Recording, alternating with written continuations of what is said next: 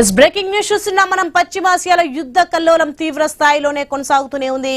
ఇక ఇరాన్ మరోసారి దుబాయ్ ని టార్గెట్ చేసింది. ఎయిర్పోర్ట్ పై డ్రోన్ దాడికి పాల్పడడంతో భారీ ఎత్తున మంటలు ఎగిసిపడ్డాయి. ఇరాన్ దాడి నేపథ్యంలో దుబాయ్ విమానాశ్రయంలో విమాన రాకపోకలను తాత్కాలికంగా నిలిపివేశారు. అనేక విమానాలను అల్ మక్తుమ్ విమానాశ్రయానికి మళ్లించారు.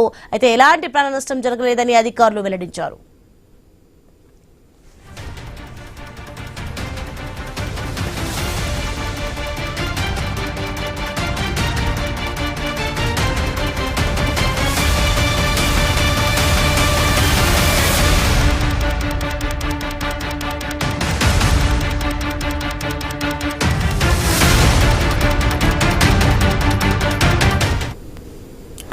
పశ్చిమాసియాలో యుద్ధ కల్లోలం తీవ్ర స్థాయిలో కొనసాగుతూనే ఉంది. ఇరాన్ మరోసారి దుబాయ్ ని టార్గెట్ చేసింది. ఎయిర్పోర్ట్ పై డ్రోన్ దాడికి పాల్పడడంతో భారీ ఎత్తున మంటలు ఎగిసిపడ్డాయి. ఇరాన్ దాడి నేపథ్యంలో దుబాయ్ విమానాశ్రయంలో విమాన రాకపోకలను తాత్కాలికంగా నిలిపివేశారు. అనేక విమానాలను అల్ మక్తుమ్ విమానాశ్రయానికి మళ్లించారు. అయితే ఎలాంటి ప్రాణ నష్టం జరగలేదని అధికారులు వెల్లడించారు. America, Israel